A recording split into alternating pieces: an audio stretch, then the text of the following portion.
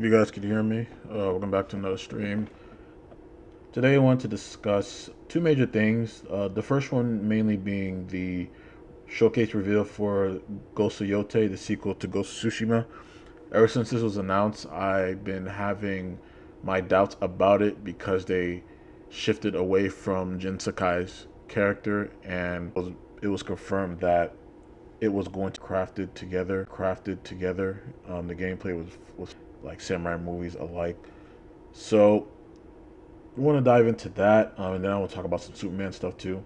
But first things first, let's go into the showcase and see what PlayStation has is cook. Well, let's see what Sucker Punch is doing with this game.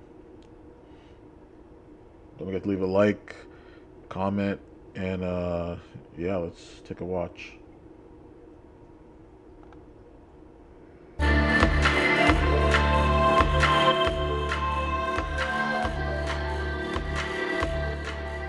I feel like it's too loud. Put it down a little bit.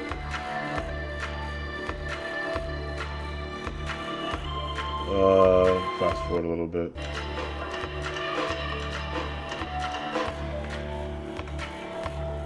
See what PlayStation is gonna give us.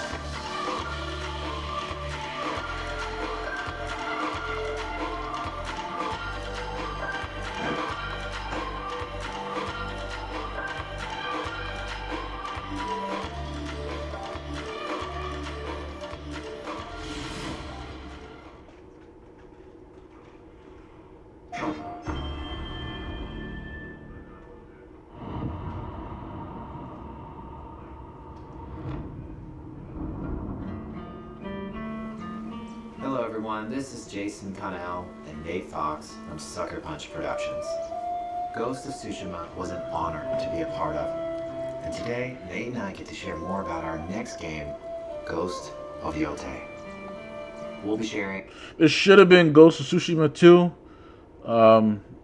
Leakers like Endymion confirmed that the story is supposed to continue with Jin heading to the mainland from Tsushima, but like I said, they wanted to change it for some reason, so let's see where they're trying to go with this. how we've crafted the game. Let me full screen this.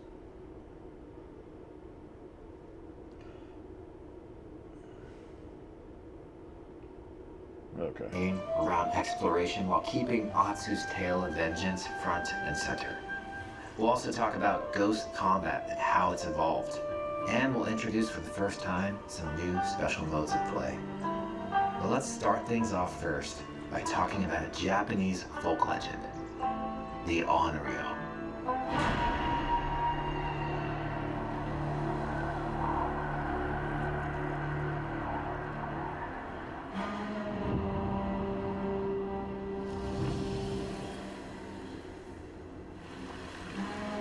The people of Ezo believe Atsu is an Onryo, a wrathful ghost bent on revenge. And they're half right.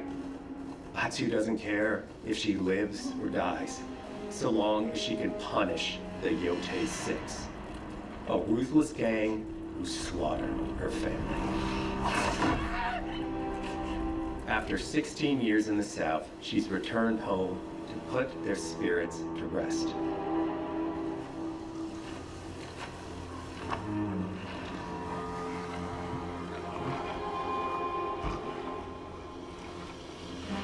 This kind of reminds me of something in terms of the story they're trying to go with this. By the way, I do not like the voice actress that's playing this character. This is a game I'm definitely going to be playing in Japanese dub, because I'm not. There's no way I'm playing this in the English. I'll explain further on, but yeah, let's keep going.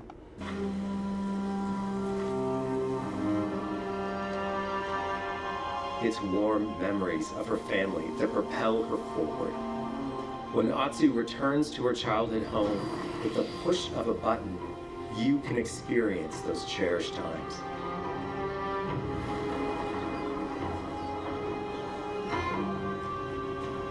By giving you the freedom to explore Atsu's past, the wound of her loss becomes personal. It's that pain that pushes her forward, Hunting down the Yotei 6 is a near impossible task. She'll face 1,000 blades. But the Onryo is relentless, and with each victory, the ghost story around her grows.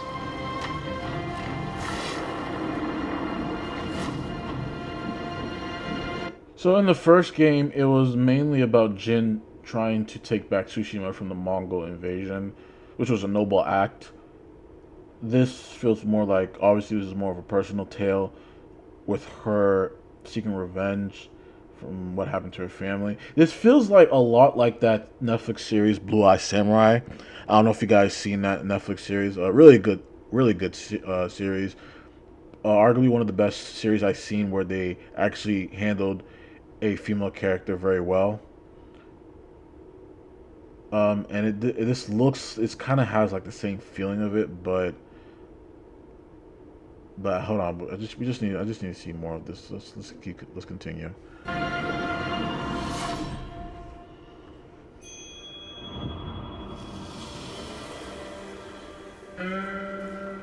Ghost of Yotei focuses on player freedom more than any game Sucker Punch has ever made.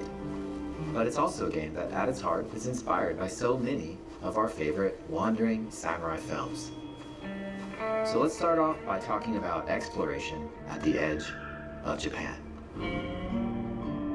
We all have different playstyles, so we set out to make an open world game that lets you drive your own experiences. Whether that's your curiosity to wander, your thirst for combat, or a deep desire to stay focused on the story. As you explore, there's an underlying clue system that invites you to new adventures. I mean, the environment, just from the way the game looks, it kind of just looks like an enhanced version of Tsushima, in my opinion. They did say that some of the assets they use were technically from the second game originally with Jin, that what they were working on, but they just used it for the game. Explore, there's an underlying clue system that invites you to new adventures in new areas of the game that could be appealing to you. If you interrogate an enemy, choosing to ask about the Oni, you could uncover a landscape scarred by fire with more bold, samurai-like enemies to fight and abilities for Atsu to learn. Or, if you ask about the Kitsune, it might lead you to an area filled with snow and deception, enemies that ambush you, and new ninja-like tactics to study. Atsu draws cards for each clue to keep track of all available adventures. The more you play, the more the game unfolds for you. As she makes progress against the Yotei 6,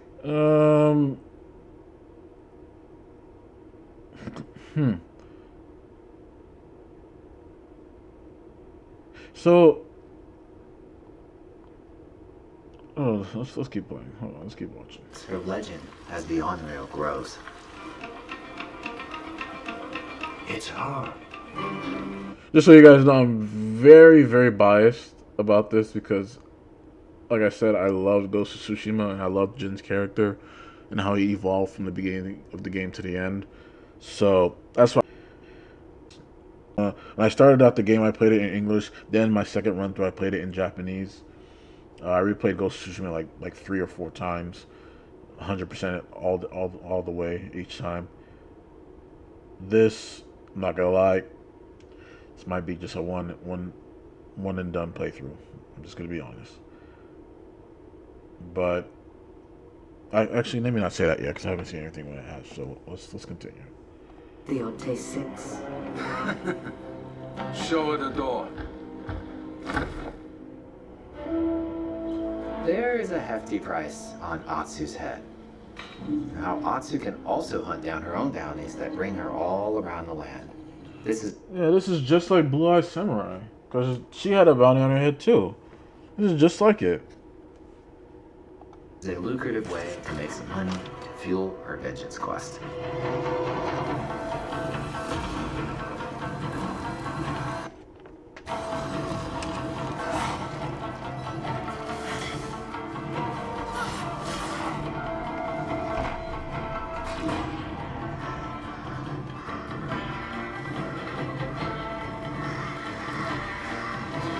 not our plan, Eguchi. You're here for my bounty.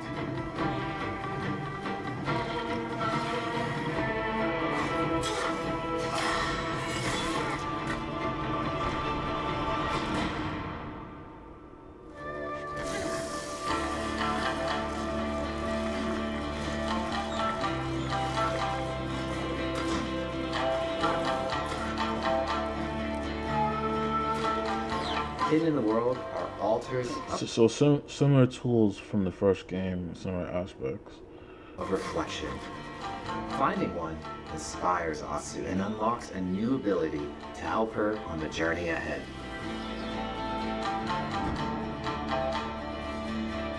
They are fun to find on their own, but for a quicker route, you can always buy a traveler's map from the cartographer. Ghost of Yotei isn't going to rush you through anything. You can choose what motivates you most. But we think the best way to play is to simply pull out your spyglass, find something interesting on the horizon, and enjoy the ride. So it sounds like it's gonna have like some sort of like non-linear storytelling aspect, meaning that you decide where the story goes, from what it sounds like.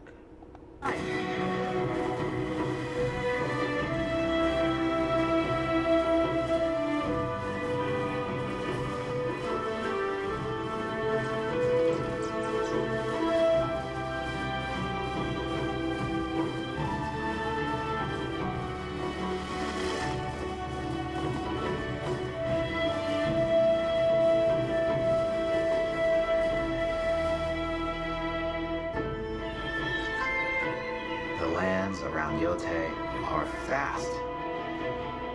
It's not about checking it all off, it's about engaging in the content that gets you excited. Alright, so it looks like you can gamble and draw in this game.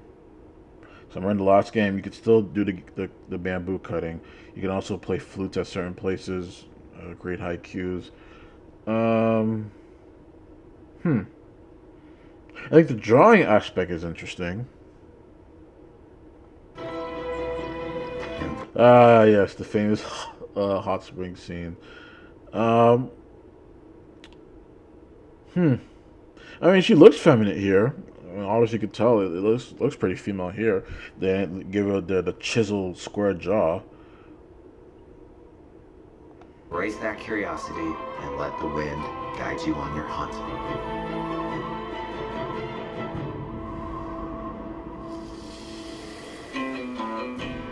All right, so they did confirm that there's going to be numerous new weapons to master in here, like dual wielding. They did say that it's going to be a thing in this game. I have heard that you are able to use a sort of rifle in this game. Also, I don't know how I feel about that. If the enemies were using it, I honestly could have seen that more of a thing. But as for her using it, I personally don't know how I feel about it. Ezo is a dangerous place. Atsu always wields a weapon. As for which, that's up to you. Will you choose a katana, spear, a sarigama, odachi, or dual swords? Yeah, so the dual swords, that was, because I remember during the first reveal of this game, they did show that she was going to be able to dual wield in this game. Let's look at the other weapons they said. So they said katana, obviously. The katana, the dual wielding. Let's play that part again. Up to you. Will you choose a katana, spear? So the spear, I'm just gonna be honest. I'm surprised we weren't able to use a spear from the previous game. I feel like that should have been something that should have been unlocked in the first game. I'm just gonna be completely honest. Spear.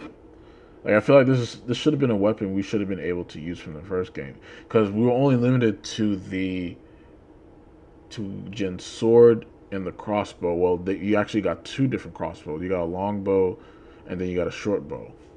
And I was surprised that we weren't able to use this in the first game, which I'm not too mad about. Obviously, you know, I feel like this was going to be a game in the sequel either way. The spear. What was the other weapon? A sarigama. Sarigama. So we've seen like a little bit of gameplay earlier. Like, Interesting concept. Interesting concept. I like where they're going with this.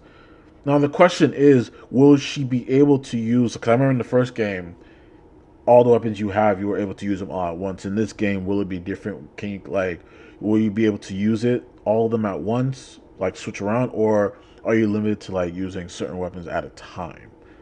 Like, can you use like two to three at a time, something like that? Ama, Odachi, or dual swords. Each is uniquely effective against a particular enemy and has their own set. Yeah, similar to like to the different stances that Jin had from the first game. Like he had stone, water, wind, which wind was personally my favorite one, and moon. Every depending on the enemy he fought and the factions that he was fighting, he had to switch his stance. So I feel like that's what they're taking with this game instead of having different stances. The different weapons cater to the enemy that you're fighting to. Upgrades to discover and master. Old psycho benders. Let's see how she uses these weapons in the field. Searching for leads on Lord Saito. This is our food, from our soil.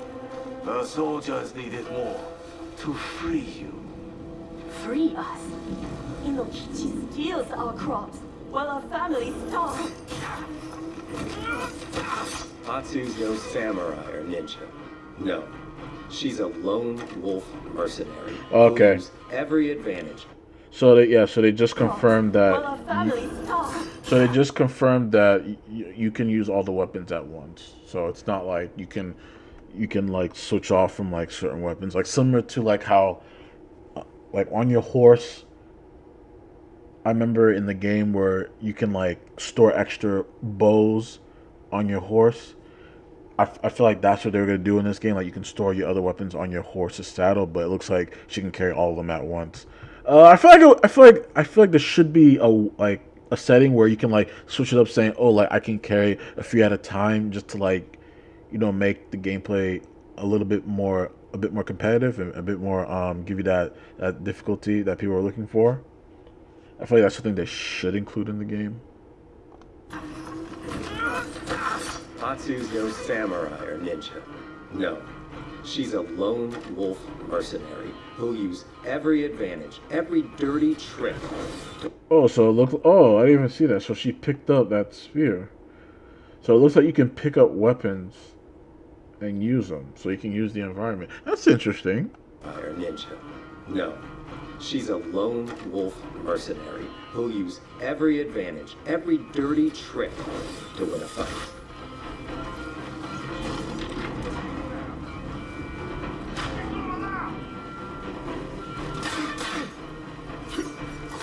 Combat has the feel of a classic samurai movie.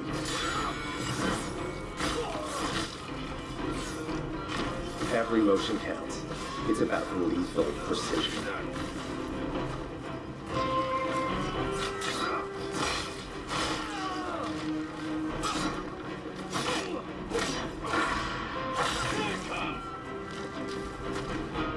If an enemy swings hard, Atsu can lose her weapon.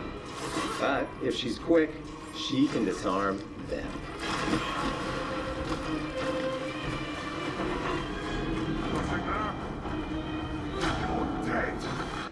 I think it's cool that if she gets hit a certain way, she's gonna lose her weapon and just like find a way to pick it up. I feel like that's kind of cool. Choose the right weapon for the job. To fight a massive enemy, her huge Odachi blade is best.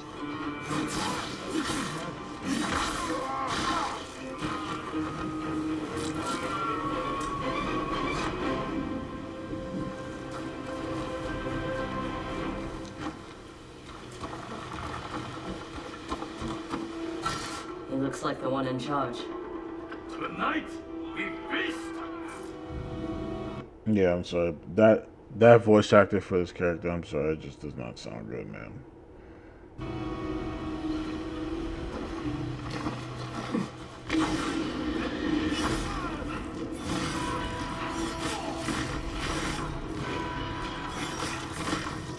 Grenades are great, but ranged weapons work too.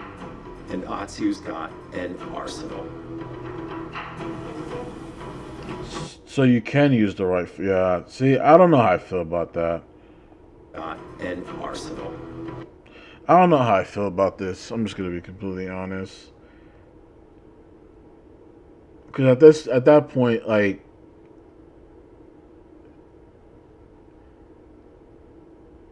because the question is, will they limit this to only like when you're like in the open world traversing, or can you use this during fighting like enemy bosses and stuff?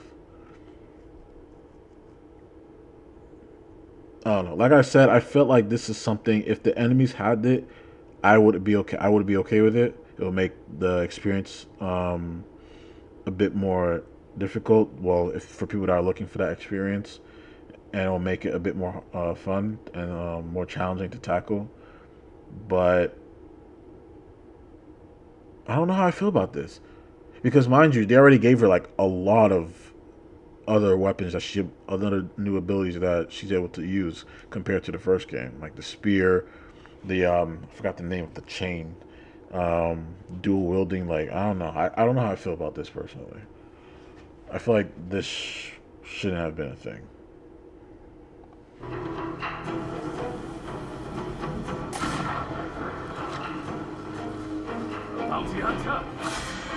Unless it's something that's only like a single use, because it looked like that was a single use right there. I mean, obviously it's a one-hit kill, but if it's single use, I guess I would be okay with it.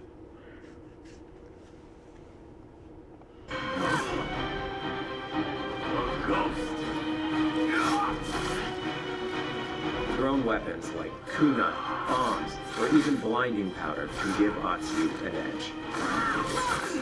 When enemies That was from the switch first weapons, game. you'll have to adapt. Dual swords are best against spears. So in the first game, when enemies use spears, the best stance was the one stance. One stance was fucking amazing, man. That typhoon kick, like when he just like cocks back and just comes in with that slash, like the one stance was like arguably my favorite stance. That and the water stance, both of those stances were just amazing. To deal with enemies with spheres, one stance all the way. Shielded enemies, I would use the water stance.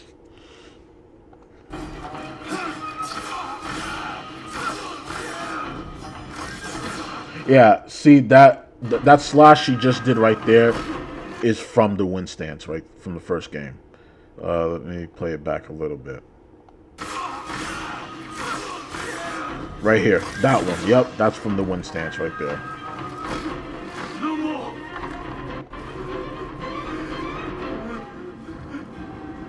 Yeah, that slash, like when she comes in, like with the like, that's from the wind stance from the first game.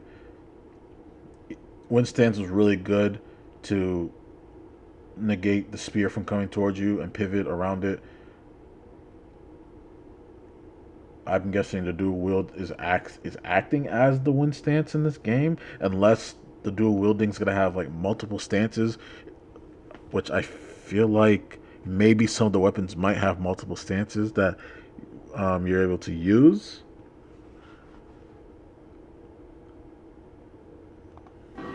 Tell me what you know about Saito. Atsu doesn't always fight alone. She'll meet several allies on her hunt, including a mysterious wolf.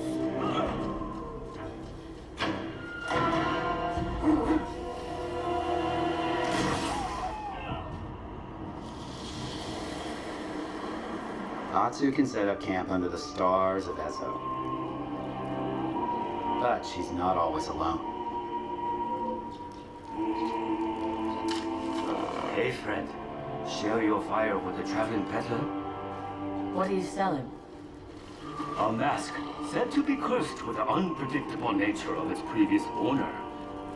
Camping under the stars is a great way to rest up, play your shamisen, or cook to ready for a fight ahead. It's also designed to help bring important characters and upgrades straight to you. In fact, in place of the journal menu from Ghost of Tsushima, we've opted for a more character-driven way of managing allies and vendors you meet in Ezo. I feel like this is cool. This is a cool way to do it right here, and I love the art. The art's pretty good. Over time, Atsu grows to have her own wolf pack. Here, you can keep track of when a sensei might have a weapon skill for you, or when a vendor has something unique to sell. Managing upgrades, resources, when to buy what, can be a burden in a big open world game. My only thing is, will you be able to get Jin's ghost outfit from the first game?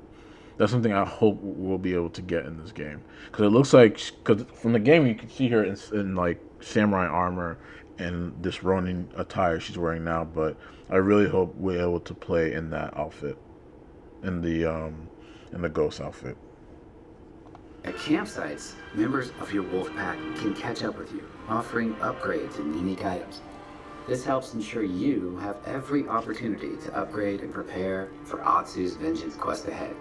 You don't have to leave where you're exploring. The game comes to you.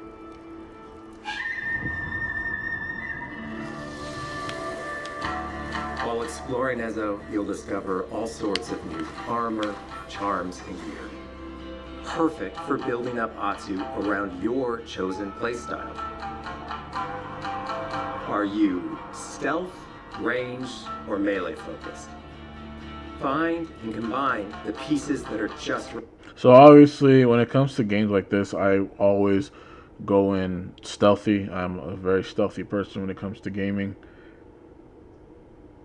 So that's something I am going to go in like this. When I do go in loud, I do like to be precise and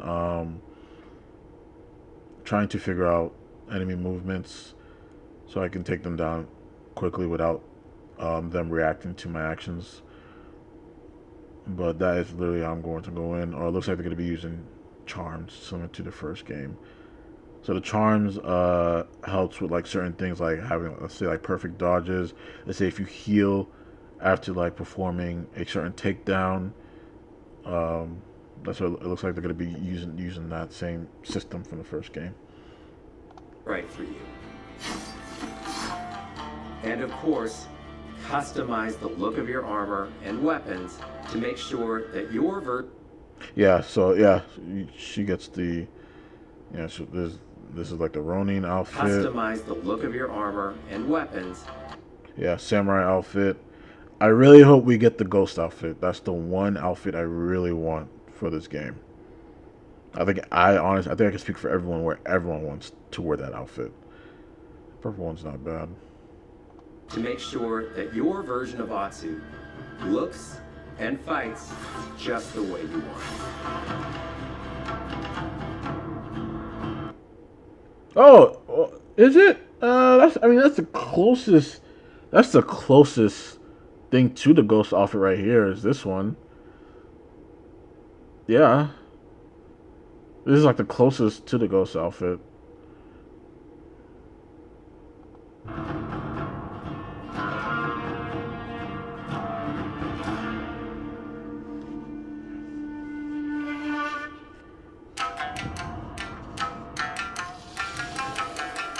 The score of Ghost of Yotei is incredibly special to us.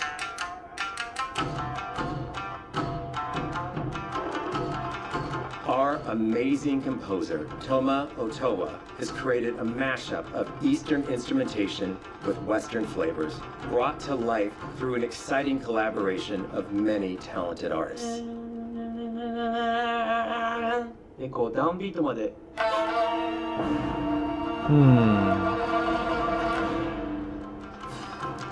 If you like what you heard, we're releasing 2 tracks featured in today's State of Play on your favorite streaming service immediately after the show.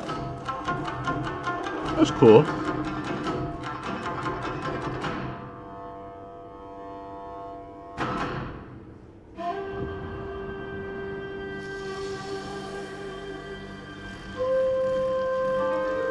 The digital photography community for Ghost of Tsushima is incredible. We're happy to have photo mode back in Ghost of Yotei and look forward to seeing photos from your journey across Ezo.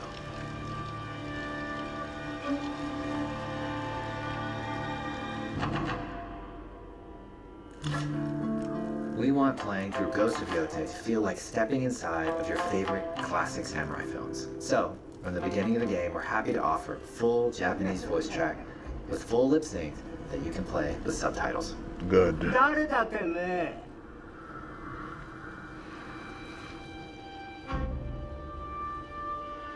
ああ、生きてたか。狼の姫。一人残らず息の根止めたと思った。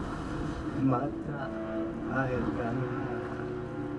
刀鍛冶の娘。覚えておけ。アツだ。To take the feeling of stepping into a classic samurai. The Japanese voice sounds good. English, however, yeah, I'm definitely playing this game in Japanese.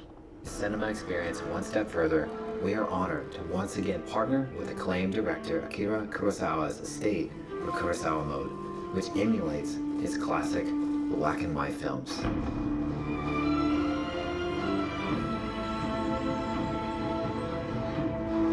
Oh, this is cool.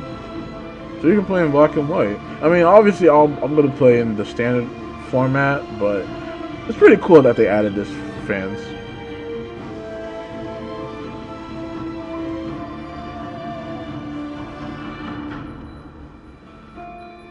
For Ghost of Yotei, we wanted to celebrate two other influential directors who have had an impact on the genre as a whole.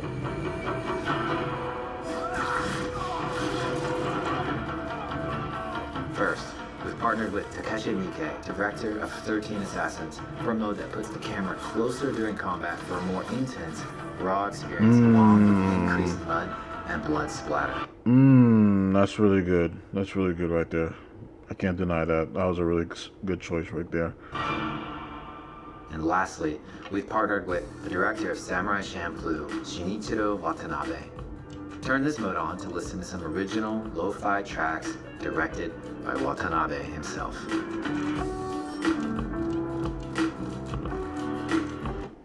I don't know how I feel about this because I always thought the Ghost theme was really good. Because the thing about Samurai Champloo, what made the theme of in terms of the music score for that series good is that it fit the tone of the story, like the characters and the environment. This, I don't know, I just feel like this is a bit more serious than what Champloo was. I'm just gonna be honest. I feel like the lo-fi type beat for this doesn't really mesh well for this style, in my opinion. I mean, it's cool that they added it. Obviously, there's going to be fans in the audience for that. But personally, I don't think it fits that well in this. Because I feel like the original score they made, it's what gives the immersion to this game, in my opinion. And I feel like, I mean, it was cool that Watanabe came in and worked on it and directed it. That way he know which sounds and what beats to put in. But like I said, Ninjabis is not here anymore. Rest in peace to Ninjabis. I feel like without them, it's just not the same. I feel like when Ninjabis was here, it would have been a different story. I would have been saying something probably different. But without them around anymore, I don't know. I just don't feel like it fits well.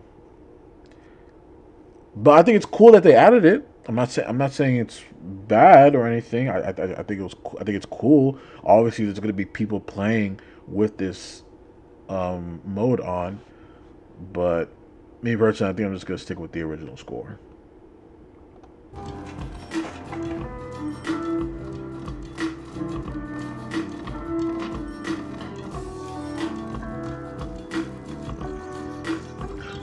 Yeah, see, just playing it, I don't know, it just doesn't fit. It just doesn't fit and matches the tone of the story.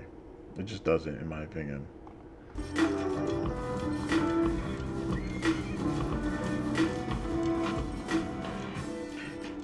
Maybe if they didn't have like the drum percussion in the background, maybe it could have meshed well, but I don't know, it just didn't really fit what I was going for.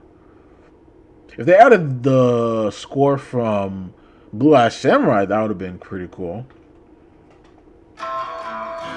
There's so many ways to make your Ghost of Yotei playthrough your own. But no matter how you play, here's one way to experience Ghost of Yotei that is sure to be special.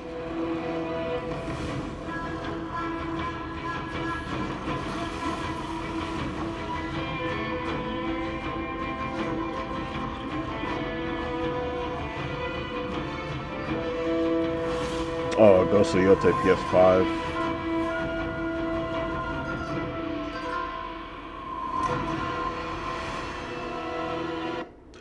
Alright, that's basically it. So this game comes out October 2nd. We're not too far off from that. Pretty decent showcase. It wasn't like the greatest, but I feel like it was pretty good for what it showed. So I do want to dive in and talk about certain things about this. So let's first talk about the game itself. The game itself, obviously, in terms of how it looks, the gameplay, obviously, it's enhanced from the first game. Obviously, mechanics look good. The animation, the frames, everything looks good and polished. Really good. The use of additional weapons like the spear, dual wielding. I feel like a lot of people are going to enjoy dual wielding. For what it looks like the dual wielding is going to be their version of the wind stance from the previous game. I kind of wish they left the original stances from the first game, but then again, it's a new character and a new timeline, so I kind of see why they changed it. But I feel like the dual wielding was something that they were gonna add for Jin's character in the second game, which would have been cool as shit, cool as fuck. Because like if you wore the ghost suit, like he would have like a sword on his back, but he'll like never use it. So I feel like that would have been something cool that they were hinting that they wanted to add for the second game. Overall, in terms of the gameplay, obviously, like I said, looks really good. Based on that, from what I've seen, there are a few things that I don't like. I'm not gonna lie. I think I guess the first thing I could start off with is the hold on. Let's go back a little bit. Let's go back a little bit. Oh yeah. So obviously is the person playing this is playing. I'm guessing her name. What's her name? Atsu. I think that's her name. Atsu. First is this voice actress. I want to show you guys who this person is, so you guys can understand. Let me open X, cause this person is a raging leftist. This is someone who believes in censorship. She's the pro alphabet community, if you know what I'm talking about. That's the type of person who this is. Look for this really quick.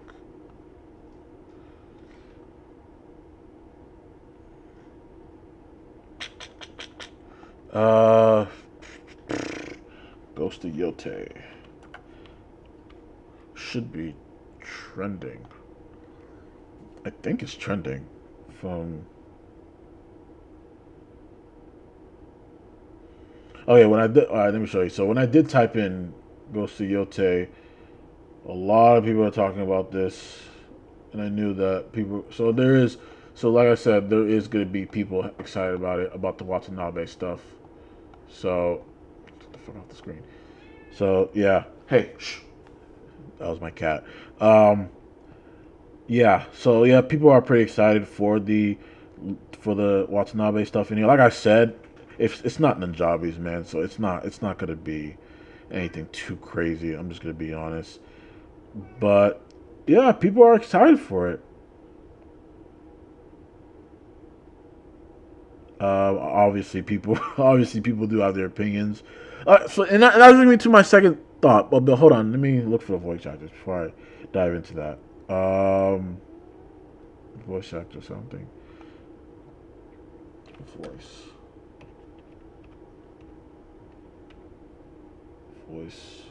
Let me just type in voice.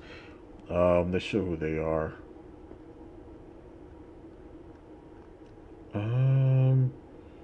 Oh, right here. All right. So Demian, yeah, Demian, perfect. Put it perfectly here. So this is the voice actress for Atsu.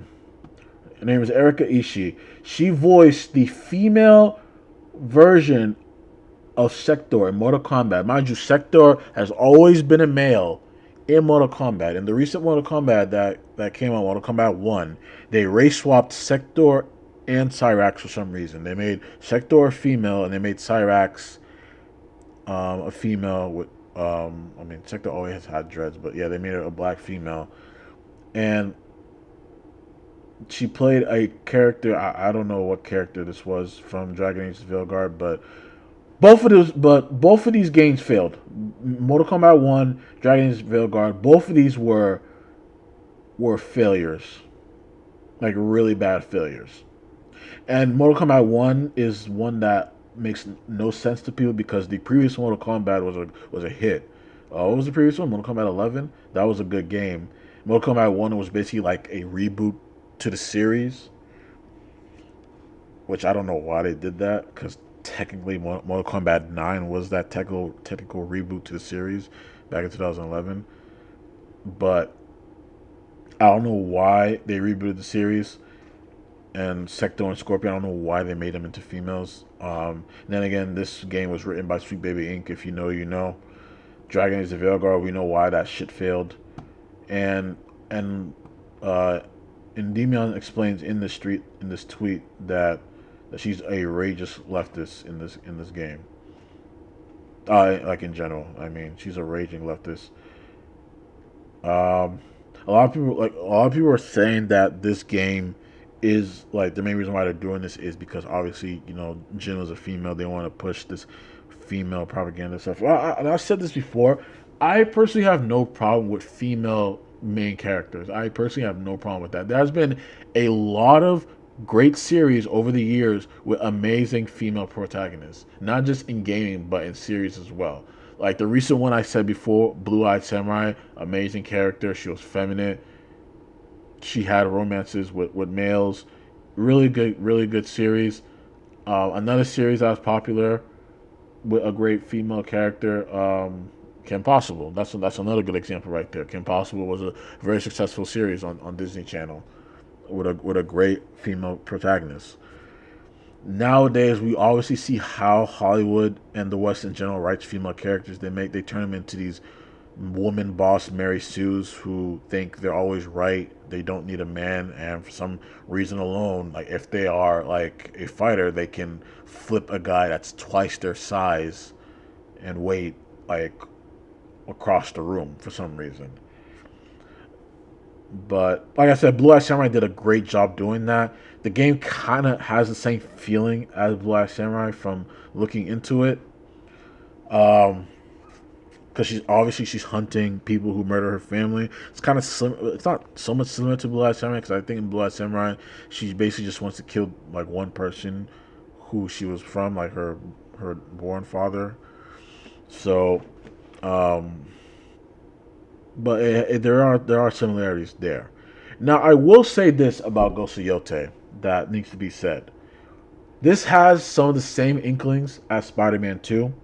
Spider-Man 2 had great gameplay, but a terrible story. And it's one of the main reasons why. I mean, the series technically did sell decently well, but not as well as the first game. But it did sell because the second game sold 11 million copies, but the first game sold 33 million. So obviously there's a huge dip there, and I mainly say because of the story and how they try to demoralize Peter Parker's character. So, and the reason why I say that is that it could be the same thing for this game. We just don't know it yet because they haven't revealed anything crucial in terms of like story aspects and how the story is going to be going along. And more so, we don't know like what type of character Yotei is. We just know like how she's going to fight and certain abilities she's going to get. So, all of that is riding on if this is going to be a great sequel to a really good game. So, showcase. I thought the showcase was fine. I give it like a 7.5, the highest. I thought it was a pretty good showcase. We got a lot of information in terms of the gameplay, story wise, and the character of who this character is. Atsu. We're gonna have to wait and see until the game comes out. Like I said, I'm personally getting this game. to play it in Japanese. I'm not playing. I'm not gonna play this in English because I'm sorry, man. That voice actor just does not sound good. Like I'm looking for some old friends. The Yotei 6. I don't know what it is. I just I don't know what it is. It just doesn't sound good to me. The voice actor who did Jin in the first game for the English, I thought the English was really good. It was pretty decent. They did a really good job on that. I don't know. It just doesn't sound good. It just doesn't sound good. The Yotei 6. It doesn't sound good. I'm sorry, but decent showcase nonetheless. So yeah, this game comes out October 2nd. It's a couple of months away. We're like still in July. I thought I was about to say August. I will pick this up probably after I hear some reviews. I'm just gonna be honest. I usually listen to like some reviews from Endymion. Endymion's pretty good and knowing things inside the what's happening in gaming. Him and Grums. So I'll probably hear some reviews from them before I pick up this game. But it looks decent from what we saw. It looks good overall. I can't say if they course corrected from any woke stuff that was in here originally, but so far from what I've seen, there's nothing really woke about it from watching it. But we'll have to wait and see. But yeah, that was Ghost of Yotei. Good showcase. The next thing I want to look at is a video from Neurotic. He has viewed the Superman movie and gave his opinion about it, and I do want to take a look at that. The Superman movie, I believe some people were able to see the movie on Tuesday. I believe it was either Tuesday or Wednesday they were able to watch the movie due to a promotion from Prime Video. Some people were able to see it, and obviously some people went to the red carpet premiere. But yeah, let's listen to Neurotic's review about the movie.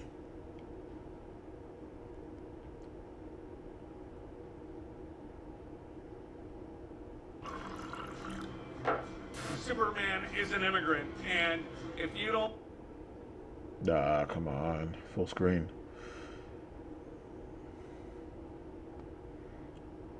like that, then you're not American. MAGA today was getting a little upset. Superman is an immigrant, and if you don't like that, then you're not American. MAGA today was getting a... So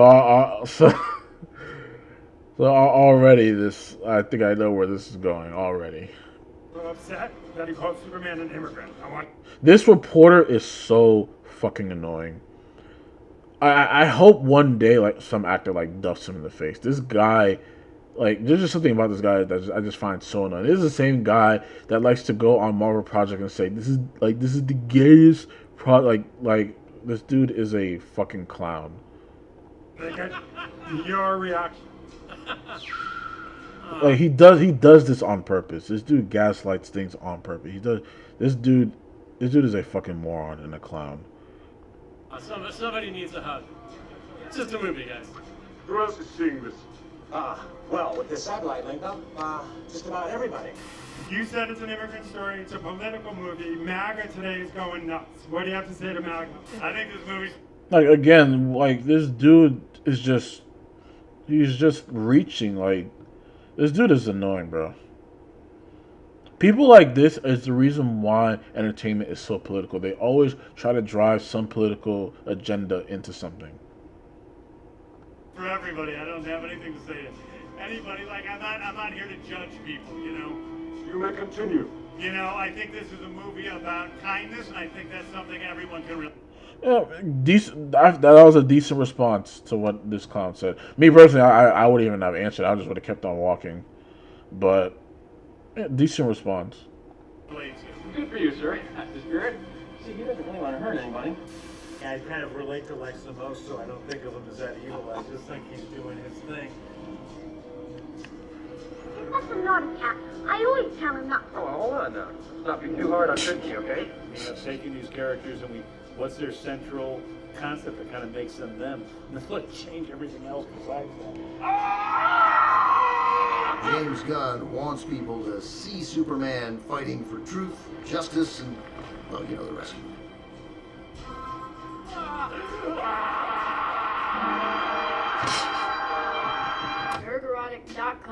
Friends, it's been a wild and crazy summer so far. We've had everything from Dollar Store Civil War, followed by Temu World War III, Diddy is free, a mysterious client list is missing, Ukraine, Israel, Palestine, and none of the online discourse surrounding these topics holds a candle to Superman. And you can almost understand, considering all of the hubris, ignorance, incompetence, and unforced errors that have led to the third reboot of the Man of Steel in 20 years from America's dumbest company, Warner Brothers. After David Zaslav mercilessly and justifiably cleansed himself of all the executives responsible for the Snyder fiasco, he brought in the very humble James Gunn, who admittedly inherited the total dumpster fire that was the DCEU. Now, it certainly didn't help that James Gunn's first public act as head of DC was to fire Henry Cavill right after The Rock talked Henry into being in Black Adam, a decision.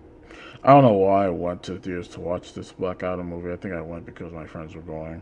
Thank God I didn't pay for that ticket, man. But, man, I just did not like this movie. The Warner executives and James Gunn were certainly aware of. The fans were not happy, but I think at least they could understand if James Gunn wanted to start with a clean slate, which turned out not to be the case. James Gunn and company announced they were not only doing a Superman movie, they were creating an all-new DC universe, announcing multiple projects, some of which have already been canceled. And it turns out they would feature some holdovers, like John Cena as Peacemaker, Viola Davis as Amanda Waller, a recast Nathan Fillion, a recast Sean Gunn, a recast Jason Momoa as Lobo, which is great. And of course we can't forget James Gunn's wife. And if that wasn't bad enough, there was the movies they had already released and the movies they had yet to release. After their last hits Aquaman and Shazam to a lesser extent, they released Birds of Prey, which flopped. Wonder Woman 84, flopped. The Suicide Squad, directed by James Gunn, flopped. Black Adam, flopped. Shazam 2, flopped. The Flash, James Gunn's favorite superhero movie, flopped. Blue Beetle, flopped. Aquaman 2, flopped. Joker 2 flopped. And the only hit amongst all of them was The Batman, a movie that has nothing to do with James Gunn. I didn't even enjoy this movie. I thought this movie was whatever, I'm being honest.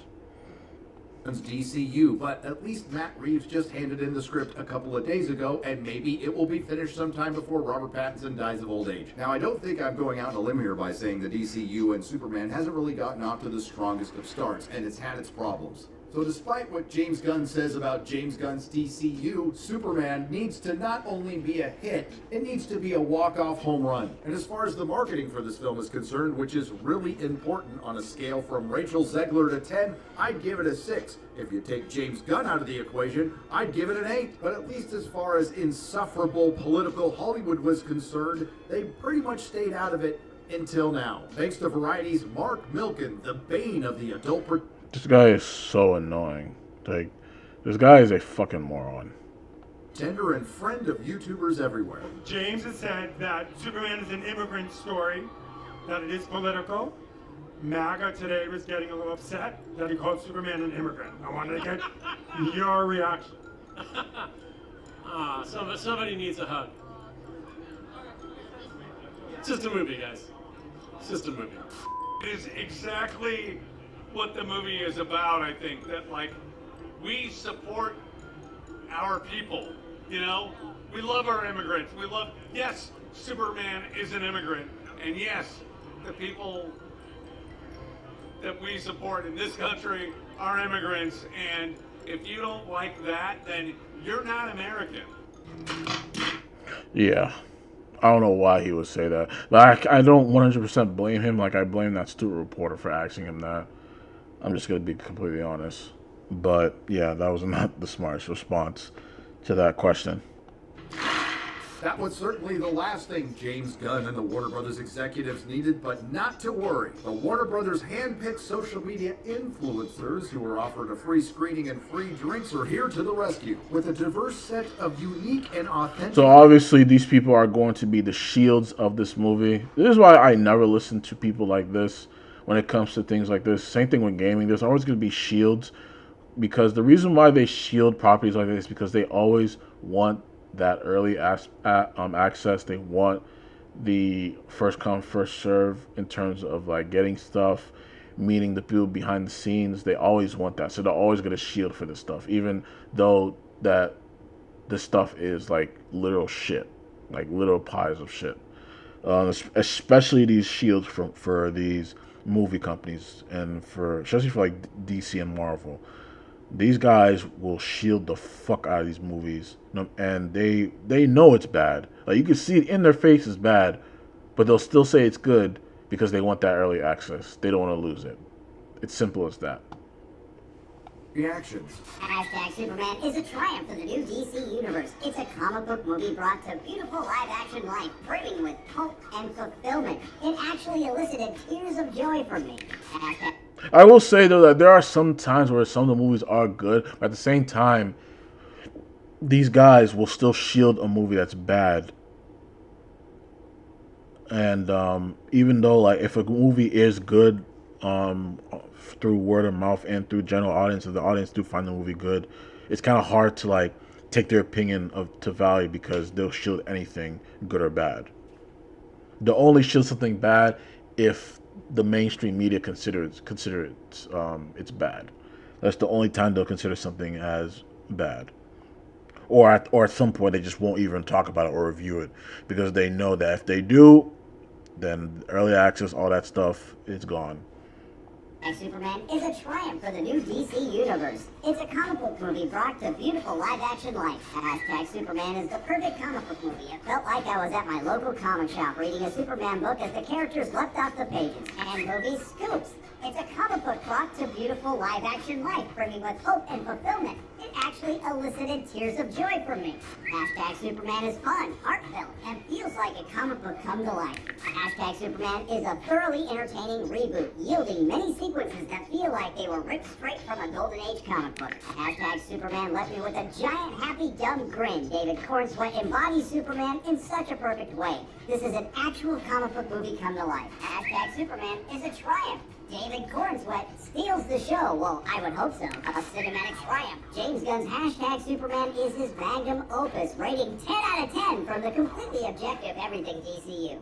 So after all of the hype and the genuine reactions from the hand-picked Warner Brothers influencers, the polite discourse between the Snyder fans and the Gunn fans and the general James Gunness of it all, how was the movie?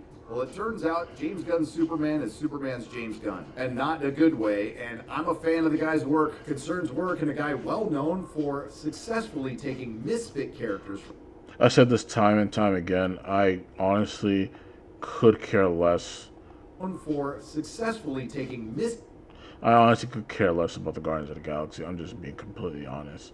I never really cared for this movie franchise. I just watched it just to watch it, but I'm just being completely honest. Never really cared.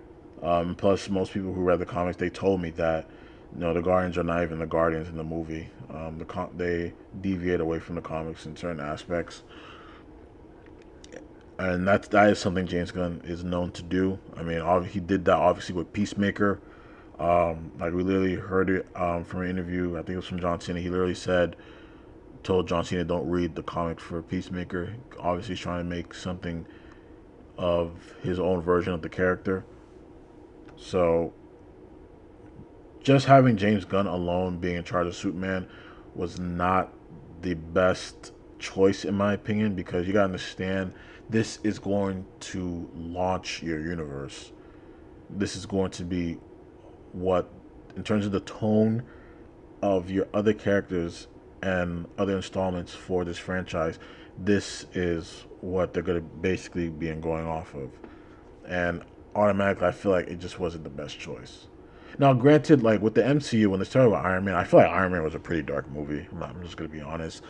But it wasn't like, gritty dark, like holy shit, I wouldn't say dark in terms of like what they did with Man of Steel and Batman vs Superman, but it was pretty dark. It had some dark elements to it, but I felt like that was the perfect tone for the MCU, in my opinion. I feel like they shifted away from that tone, and that's why even though phases 1 through 3 were the MCU at its best, I still feel like them shifting away from that tone from the first Iron Man movie is where it went downhill for me, in my opinion. I feel like they should have sticked with that tone, because there were some movies that deviated from that tone. They went a bit lighter. Like I felt like Captain America: The First Avenger, I feel like it was a pretty light movie, and I feel like the tone they had for the first Iron movie should have been in that movie. That's just my personal opinion.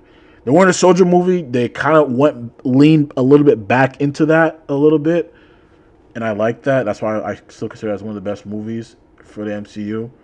But overall, there's just certain movies that just really went on that comedic side of Marvel, and I feel like this movie, Guardians of the Galaxy, is one of the main reasons why the Marvel humor is a thing. I feel like this is where it began from. Spit characters from the comic books and bringing them to life, including a talking raccoon, do this with a traditional superhero? Can a guy known for ensemble pieces have a singular focus on that traditional superhero? Can a guy known for irreverent humor that led to the creation of the now trademark Marvel humor dial it down and make something fun yet earnest like Iron Man, Sam Raimi's Spider-Man, and yes, Donner's Superman? After watching James Gunn's Superman, those concerns were justified. Because, and you can call me crazy for thinking this, I think a Superman movie should focus on Superman, which it didn't, and feature a man that is super. Who was it? Now, don't get me wrong. Oh man, that doesn't sound good. That does not sound good. David Cornsweet seems like a good guy, and I think he looks like Superman and at times acts like Superman and might embody. I'm just gonna be honest. I just do not like this suit, man. I just don't. The suit just doesn't look good. It's mainly this collar. Like, this collar is just stupid to me. Looks like Superman and at times acts like Superman and might embody the character once somebody gives him a good script. Doesn't that sound familiar? Am I right, Henry and Brandon? Many of the concerns with the clips and trailers released over the last couple of months, and by the way, if you've seen them all, you've seen the first half of the movie, were Superman gets his ass kicked too much, but maybe they required a little more context, and after seeing it with context, Superman gets his ass kicked too much. But that's not the only problem, and you're going to hear this from a lot of people, including the ones who like it. Totally, it's an absolute mess. Superman's James Gunn is a direct response and a polar opposite of the Snyderverse. The problem is, it's a complete overcorrection, and it doesn't really know what it wants to be. But the good news is, it's not the worst superhero film this year, and it might end up being the best, which admittedly isn't saying very much. The better news is, it isn't woke. Unfortunately, that isn't enough. But the criticisms or praise of this film will be based solely on the work, which was a lot like what we did when we argued in the comic shop, and I appreciate that. I've heard everybody's pal Tyrone Magnus compare it to Thor: Love and Thunder, which I don't think is an inaccurate description. But oh no. Oh no. If they're comparing it to that, then that's bad. A better one would be, tonally, it's a lot closer to Black Adam and... So, alright, so Nurok's saying it's comparable to Black Adam, which is still bad. I guess it would be better than Love and Thunder, but still bad, in my opinion. All the previous DCEU films. And man, I really wanted to like this movie because I love the idea of moving away from the deconstructed superhero and nihilism and postmodernism and building back up the hero and the bright colors and leaning into the Silver and Bronze Age comics of it all. I'm for all of that and doing something that Marvel has completely moved away from. Embracing the spirit of your source material. But you still have to tell a good story, something those Bronze and Silver Age comics, which get a bad rap, did better than most of modern Hollywood. And it's something we really didn't get with Superman's James Gunn. It was more like a series of things that happened. And this makes me think of a great video out there from Trey Parker and Matt Stone explaining the basics of storytelling. We can take these beats, which are basically the beats of your outline, and if the words "and then" belong between those beats, you're what should happen between every beat. Oh man, they don't do things like this anymore. They really don't, and I wish they go back into doing things like this. That you've written down is either the word therefore or but. Okay, this happens, right? And then this happens. No, it should be this happens, and therefore this happens. But this happens, therefore this happens. No. I don't know what any of it means. Like, I have no clue what it means. I have no clue what any of that stuff ever meant. That's right, James Gunn has decided to take that advice and do the opposite. As a matter of fact, I'll just break down the plot as it goes in the movie. After an event that happens off screen where Superman stops an invasion from totally not Russia into totally not brown Ukraine or totally not Israel into totally not Palestine, I didn't see it that way. But if some people see Israel portrayed this way, well, maybe some people working on this film are forgetting who signs their checks and who their agents are. And then Krypto saves Superman so the Superman robots can save Superman. And then Superman goes back to Metropolis to get his ass beat by the Hammer of Baravia. And then Lex Luthor, who despises Superman for making humans like him. I think Nicholas Hoult is a good actor, but I just don't see him as Lex Luthor, man. Especially watching that clip that was circling Twitter of like Superman asking for like Krypto. He just does not come off as a Lex Luthor. I'm just gonna be honest. I would say it's kind of similar to what Jesse Eisenberg did from Batman vs Superman. I'm just gonna be completely honest. Feel insignificant invades the Fortress of Solitude and steals a message from Jor-El, Lara, and Krypto. And then Lex Luthor and the Engineer decrypt the message from Jor-El and Lara and find out that Superman was sent there to conquer and have many wives to spread the seed of Krypton. Nice. And that is okay. I don't know if that was like the truth of what they sent. I don't know if that was like the truth or is that Lex Luthor like changing the audio to fit like a different narrative. then Superman and the Justice Gang, featuring Guy Gardner, Green Lantern, Mr. Terrific, and Hawkgirl, fight a kaiju. And then, after Superman saves a bunch of people from being crushed by the kaiju Mr. Terrific killed, they all turn on him instantly when they find out he was actually sent there to conquer and get himself a harem. Nice. And then Lex convinces the government and General Flag to arrest Superman, who turns himself in. And then Superman gets himself locked up in a pocket dimension with Lex's exes, Metamorpho and his kid, some of Lex's enemies, and a bunch of monkey bots trying to get hashtag super trend. So the monkey shit was real. Oh, man. This was revealed a while back. There was a rumor saying that Lex Luthor was using like some sort of monkeys to like send like this hashtag on social media to get people to not trust Superman. So this is stupid. This is stupid, man. Are we really about to say that Man of Steel was better than this movie, even though Man of Steel had its issues? And then Lois Lane and Mr. Terrific save Superman, who saves Metamorpho and his kid. And then Jimmy Olsen is given all the information to exonerate Superman from Miss Tessmacher, who incidentally wants to bang him after she gets mad at Lex for throwing a pencil at her. And then Lex opens up a giant rift that will destroy Metropolis. No, and then? And then the entire city of Metropolis is evacuated in just about 5 minutes before the mass destruction. And then Superman fights Ultraman, who we find out is a clone of Superman. And again, James Gunn does not respect the comics because I'm pretty sure he knows, even normies know because they watched the movie, Ultraman is a version of Superman in a different universe. In this, I'm guessing they cloned him and called him Ultraman. Then he kills him.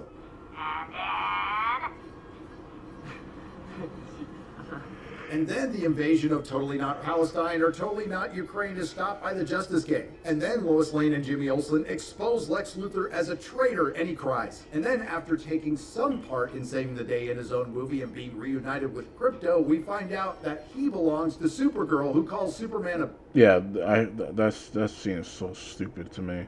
Why is his boots so loose? Like, you can see like the opening right there. Bitch.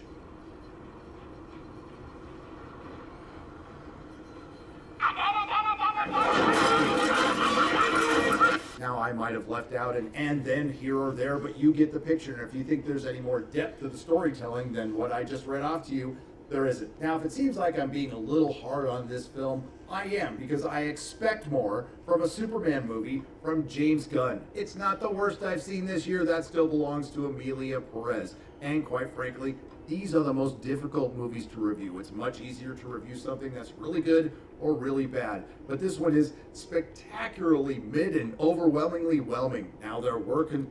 So that means that this movie, there are some aspects that work and some that don't. And like I said, just by judging from the movie, like I said, I don't like the suit. I think the suit, compared to like what we got from Henry Cavill, I feel like the suit is like a huge downgrade in my personal opinion. I understand the Superman trunks has been a thing in comics for a long time. The trunks, same thing with Batman. But I'm just gonna be honest, it just comes off, to me personally, it is just a personal thing. I'm not saying, I don't speak for everyone, but me personally, I always found it to be really goofy, especially for a character like Batman. I was never a fan of the trunks. But I mean, them bringing it back, I kind of see why they brought it back, because they want to make Superman approachable. They want to make him relatable. 'Cause they said how they did it with Henry Cavill's suit. They made Superman into like a godlike human, even though Superman technically is like a godlike human. But I saw what they were attempting to do in this one compared to the first one. But I don't know. The suit is just a huge downgrade. Another thing I did not like about this, that I don't like about this, is that they're introducing all these other side characters, like Guy Gardner's Green Lantern, Mr. Terrific, Metamorpho, Hawkgirl. I don't know why these characters are in here. Mind you, this is the beginning, the start of your universe. I don't know why you're trying to add all these characters in at once. I said this before, I felt like the best way you could do a cameo in this is have like a newspaper article showing off, let's say, like another hero saving the day in another city. Like, obviously, I feel like the best cameo they should have done in this was something similar they did in the animated movie Superman Man of Tomorrow, was have like a Batman cameo in the newspaper. I feel like that is something that should have been the cameo. That should have been like the best way to establish, all right, this is an interconnected universe with other characters.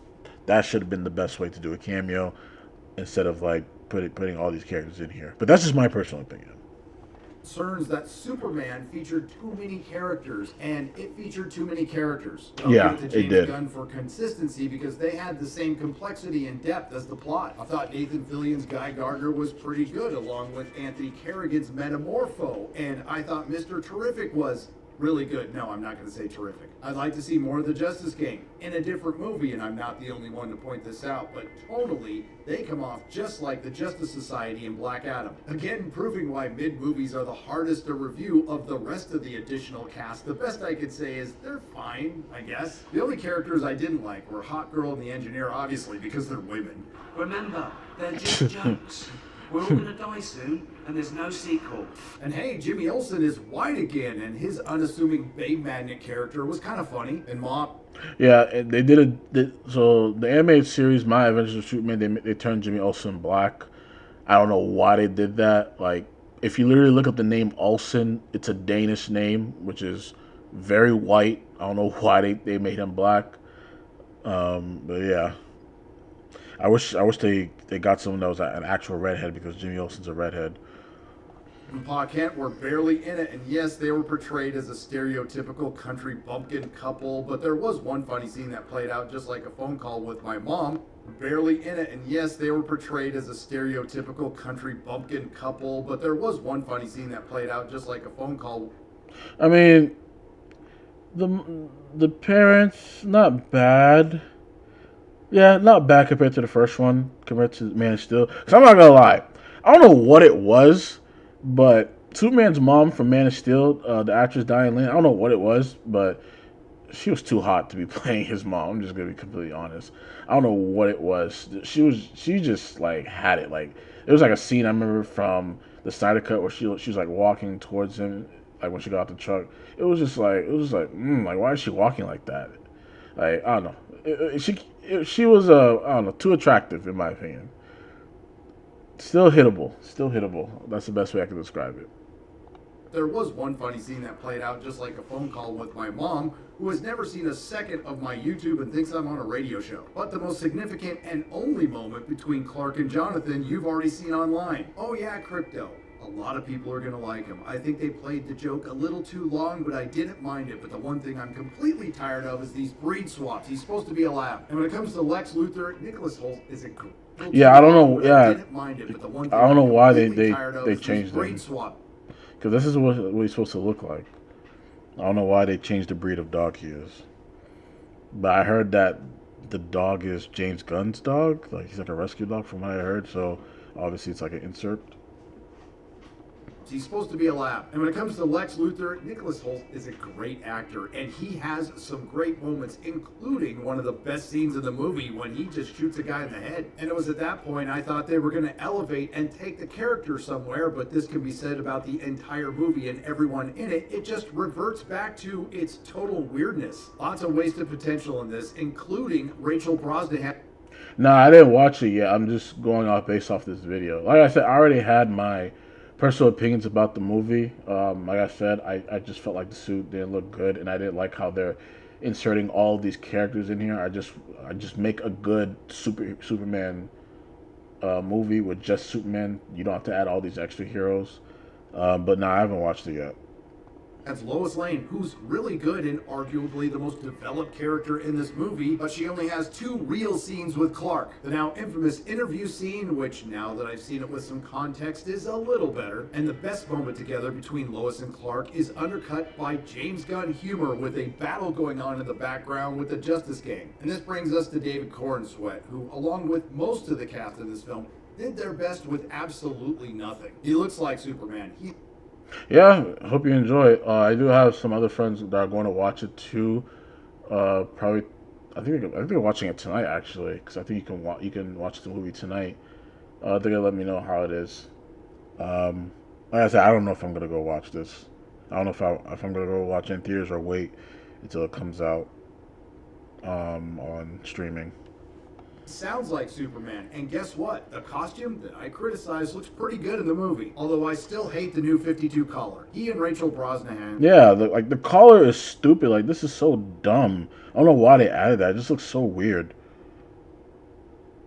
Are the only 2 characters that are given a chance to be earnest at all, but every single time it's undercut by something. And that something is usually Marvel James Gunn humor. Before the film, I heard a lot of lip service about this being a hopeful Superman. Within the film, I heard a lot of lip service saying Superman is popular, but at no time do I feel like there's any reverence or respect for the character from anybody within the film or making it. Oh, they like him, but again, they don't respect him. I'd also like to remind you that Superman gets kicked in the balls by Ultraman, and they end the movie with Supergirl calling Superman a bitch. He gets his ass kicked the entire movie, and he's portrayed as... And that's another thing, like, why is he getting his ass kicked the whole movie? Like, if that's true, then, bro, like... Well, it comes out tonight. Hopefully, audience and word of mouth gives this movie some good ratings. Frustrated and angry, the one positive note is at least he never gives up. But instead of Superman getting his... I don't like that. That's another thing I didn't like about that trailer. Kicked the entire movie, and he's portrayed as frustrated and angry. The one positive note is at least he never gives up. I didn't like how this guy was helping him up out of the ground. I thought it was kind of weird. Like, he's Superman. Like, I thought it was weird. And he's not fighting someone like Doomsday or Darkseid. So I don't know. I thought that was weird. But instead of Superman getting his moment of triumph, he just gets handed more moments of exasperation. That's the biggest tragedy of all. While there is plenty of action in this and Superman is doing plenty of stuff, there's not a single moment that will define him or... One thing in this movie that I know that's going to be compared to Man of Steel is the action. Like, I've done a stream about this before. The action in Man of Steel is undeniable. And I feel like that's why people love that movie so much.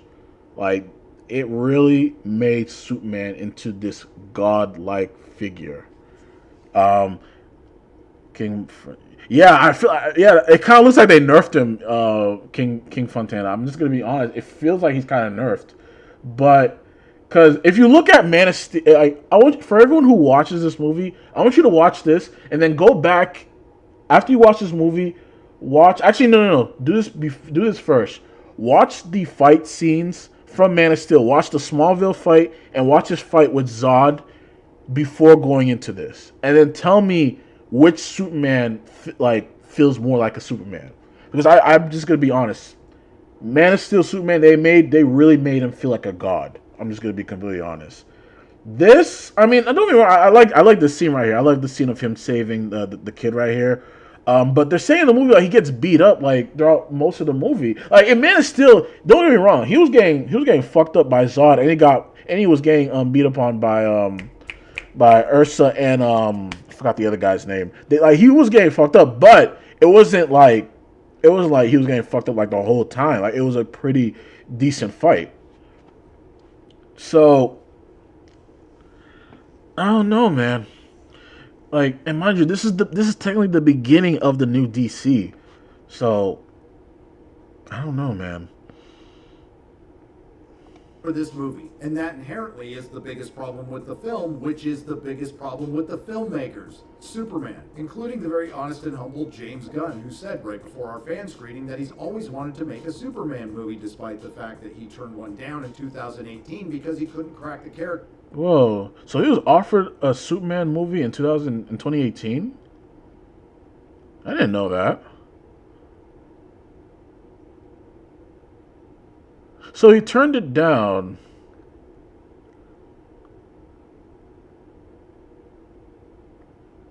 He turned it down, but he did the Suicide. So that means he's not good with doing movies centered around one character. He's known for doing movies centered around like an ensemble group of characters. That's why he did that Creature Commando show and the Suicide Squad show. I mean, he did Peacemaker, but Peacemaker is not just Peacemaker. There's other characters in there.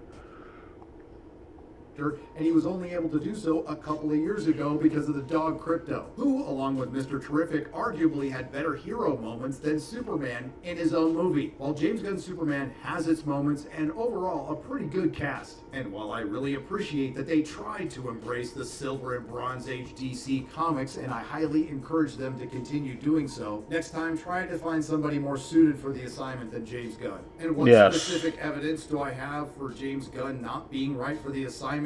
Look no further than Jor-El and Laura, played by Bradley Cooper and that girl from Westworld. Remember that? Yeah, when I heard about the Bradley Cooper thing, they said it was a rumor at first, but until they confirmed it, I was just like, I mean, I don't have an issue with it, but I just thought it was like a really random casting.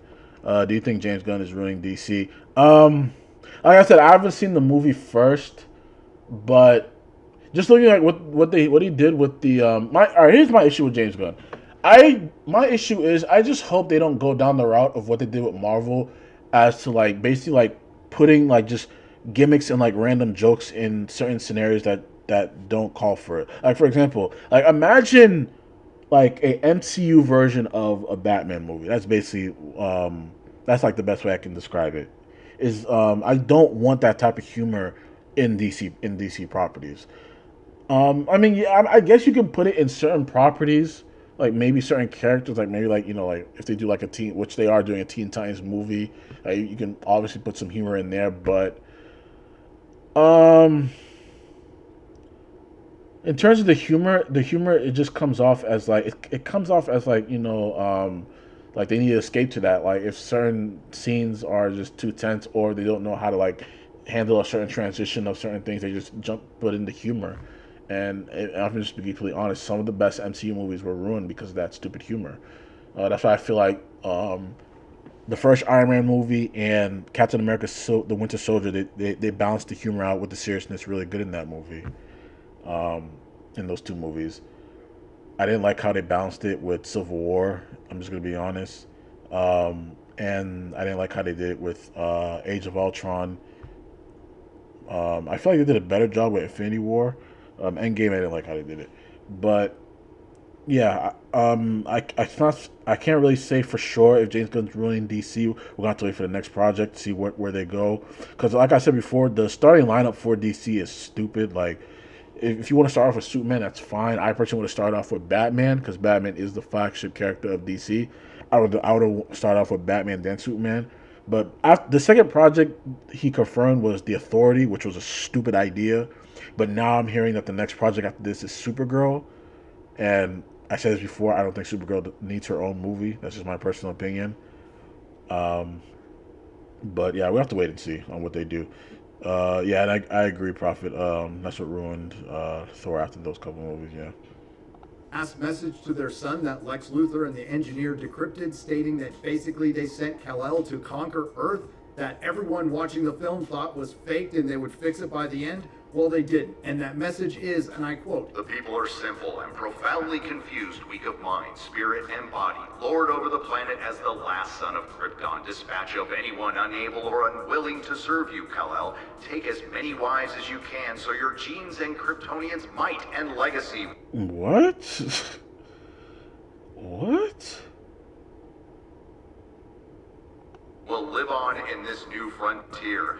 Do us proud, our beloved son. Rule without mercy." This is not Jor-El. Jor-El, what?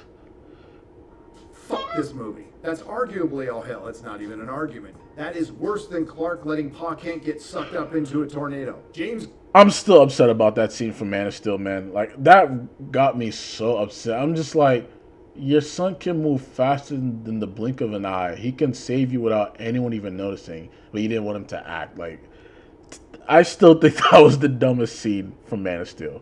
Like, it made no fucking sense. But yeah, that scene right, Jor-El, his parents would never tell him to do something like that. That sounds more like a Zod, if anything. Gunn has his wheelhouse, and I think he should stay in it, because I haven't seen him evolve as a director. As a matter of fact, I've seen him devolve, because the one thing his films are known for is heart and soul, something Superman is devoid of. It was a generic movie with some good and some sloppy directing. It looked like it was hastily edited and re-edited. The occasional callback to the John Williams theme was the only thing that reminded you that this film had a score. That sounded like... Yeah, exactly. Like, literally, he could have saved them in a blink of an eye. Like, nobody was gonna notice it, unless they're saying he wasn't as fast back then.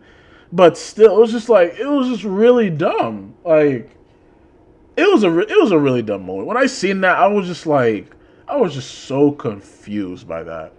I was so confused. Like it was produced on Fruity Loops, and this is why no one will ever stop talking about Dick Donner's Superman, a film that made generations believe a man could fly, something no one to this day at DC or Hollywood believes. It's not like they didn't try, I just don't think they know how. The proof is in the pudding, but if you want to prove me wrong in your next film, put in truth, justice, and the American way, because the only place on earth that has a problem with that phrase... Yeah, they even stopped saying that phrase, because that was originally what Superman stood for, like truth, justice, and the American way. For some reason, they took out the American way. I think it was Jim Lee who said this a few years ago. He said the new slogan is now truth, justice, and a better tomorrow. I guess they removed the American way because for some reason people just don't like America. I don't know why they did that, but that is the original slogan for Superman: truth, justice, and the American way. I don't know why they took out the American way. Even in the heat of the moment, he always came through for the save. Yeah, exactly, he did. Is Hollywood. I think this is going to be a film where you either love it or hate it, and I am right in the middle. I am completely apathetic. I walked out of the theater feeling nothing, which is a complete failure for a Superman movie. And that doesn't bode well for a cinematic universe that isn't going to have Batman in it for quite some time. But not to worry, you're going to follow this up with Peacemaker Season 2 and Supergirl. Good luck. And it's too late now. Jesus. So after this is Peacemaker and Supergirl. And I think they said Batman is like their version of Batman is gonna be like the third it's like the third movie. Yeah, they're gonna do some shifting. Depending on how this movie does, the slate is gonna be shifted around. That's just my personal opinion. They did say that Supergirl did started filming this year. I think they're like still filming it. So obviously that is gonna come out, but depending on where this lands with the audience, they're gonna do some shifting around in their slate. But the biggest concern came to fruition. Maybe you should have focused on just doing a Superman movie that focuses on Superman before even thinking about a cinematic universe. But I might be in the minority. No, I 100% agree. Do a movie centered around your character before you start to expand.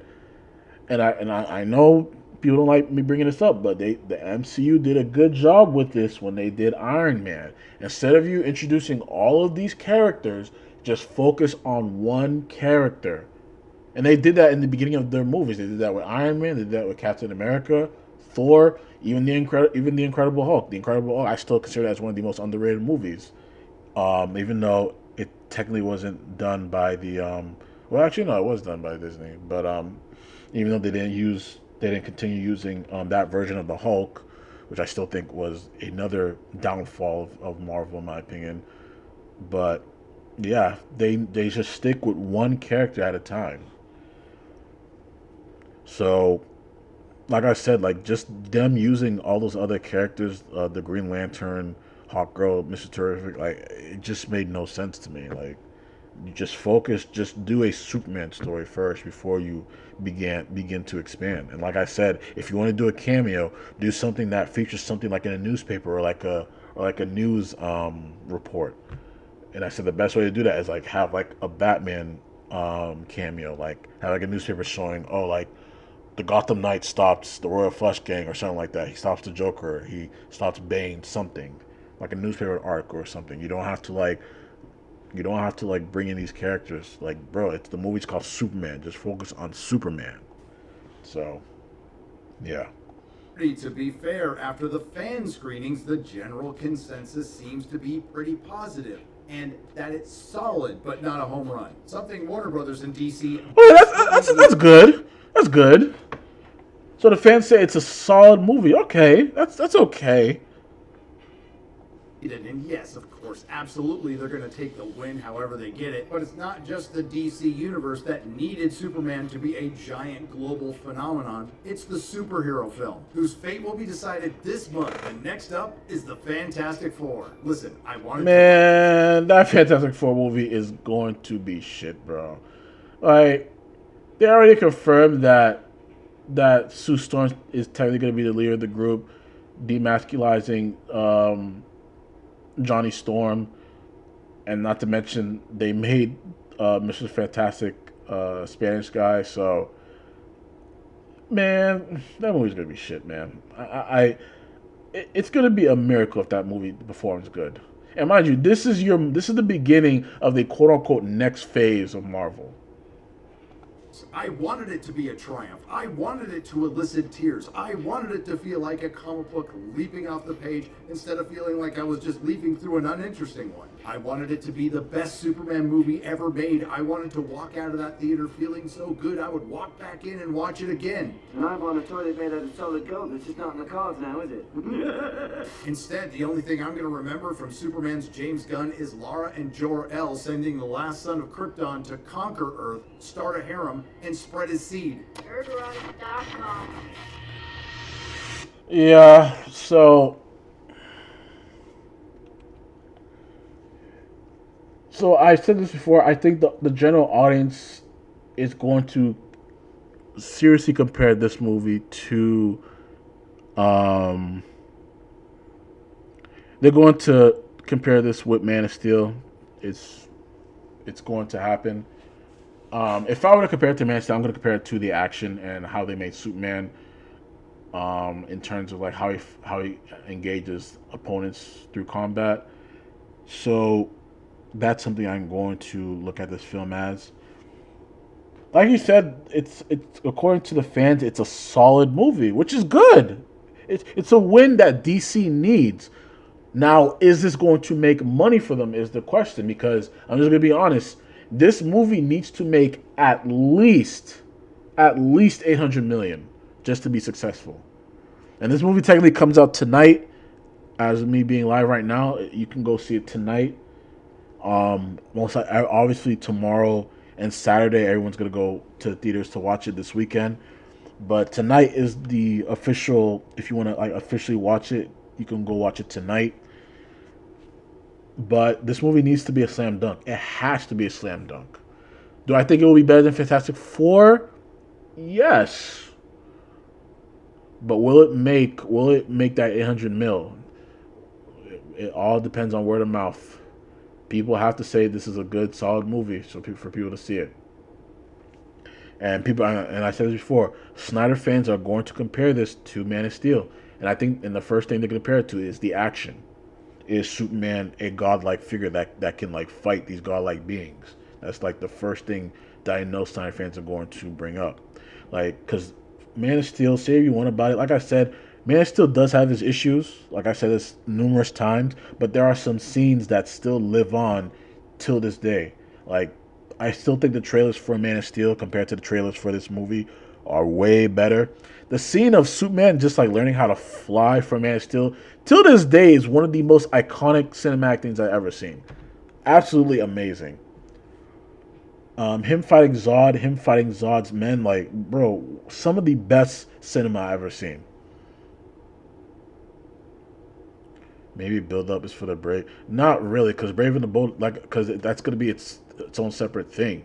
Because yeah, it wouldn't build up to the Brave and the Bold because the Brave and the Bold. First of all, Brave and the Bold is already a dumb idea itself because instead of them starting off with Dick Grayson's Robin, they're going all the way to Damian, and Damian is the fourth Robin. That means there's gonna be 3 Robins already that are already a thing, and how they're gonna do that? So they're making the same mistake that they're making the same mistake that Zack Snyder did. They're making Batman too old, and that's the mistake they're doing. Because they already confirmed this is a young Superman, have a young Batman. Like I think people would be fine if Batman was Batman for at least 3 years. Like not a Batman who's been Batman for like 20 years. Like that was a big issue I had with the Snyder universe. So that means because Damian's going to be already Robin, that means Nightwing's going to be a thing. Jason Todd's going to be Red Hood already. Tim Drake is going to be Red Robin. I don't know if they're going to do Stephanie Brown. I don't know if they're still going to have Barbara as Batgirl or she's going to be Oracle. I don't know if they're going to do Orphan. And that's another thing too. Most of these Bat-filling members, a lot of people do not know. If you're not really in the comics like that, if you haven't watched any of the animated series, a lot of people don't know who these characters are. No, but they already have the Bat. See, and the Batman's another issue is originally the Batman was supposed to be part of back when the Snyderverse was a thing. That was originally supposed to be a part of that. Matt Reeves came in and said, "No, I want to do my own version," and automatically I would have said no because the Dark Knight is a thing already. The Dark Knight trilogy is a thing already. We don't need another one. I'm just gonna be completely honest. People don't want another like grounded Dark Knight trilogy. People want a Dark Knight trilogy in a connected universe. Like people want to see villains like Clayface, Mr. Freeze, Man Bat. People want to see villains like that. People don't want to see like these grounded villains. Like we want to see the more like meta-human villains in the Batman verse. People want to see that. Even though it's not the same universe, you don't want to make another version both year 2. No, the Batman, they're basically following like something similar to what Christopher Nolan did. Like they're doing a young Batman who's just starting out. The only difference is they just made it like year 2. That was like the only difference. And I said this before, there was just no, I truly feel like there was no need for that. Because people, like I said, as a fan, we already seen what a grounded Batman looks like with grounded villains. We saw the Joker, we saw the Riddler, we saw Scarecrow, Ra's al Ghul, Talia. Well, even though that Talia was fucking terrible, we saw Bane. We saw a grounded universe for Batman. Like what would it be like if Batman existed in the real world? Now we want to see like the other side of Batman, the meta-human aspect. We want to see Clayface. We want to see Mr. Freeze. We want to see these characters. Like people liked it. No, I don't think. No, he's not going to be in the MC. He's not going to be in this new DC. Like they already confirmed. James Gunn himself already said, and the director said that that's their own grounded thing. And from watching it, it's already grounded. So it's already a grounded thing. It's not going to be part of that universe. If anything, they're going to build their own separate universe with that movie. They already did the Penguin. They're probably going to do other stuff. With the success of the Penguin show, I heard the show was pretty good. They're going to do some other stuff with that. So I don't think. They already confirmed they're not going to do it. I have been hearing rumors that the guy that plays Reacher, Alan Richardson, he might play Batman. It's not a bad pick. I think he would be a better Shazam. But They did say he did say interest that he is interested in playing the character.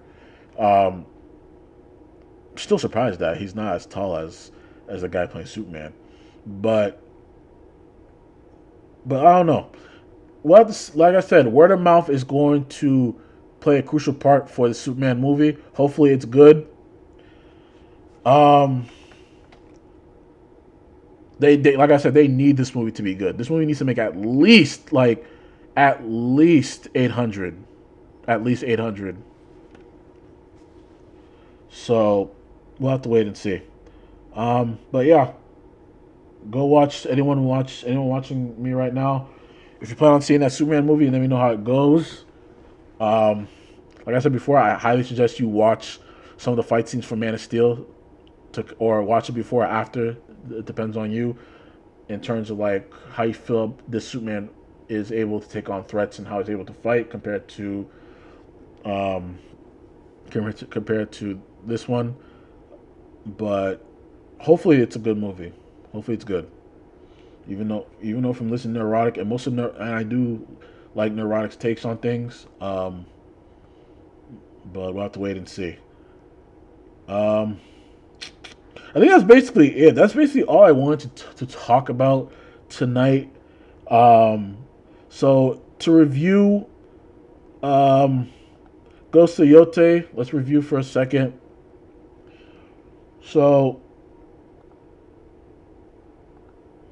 Ghost of Yotei, the gameplay, it looks good.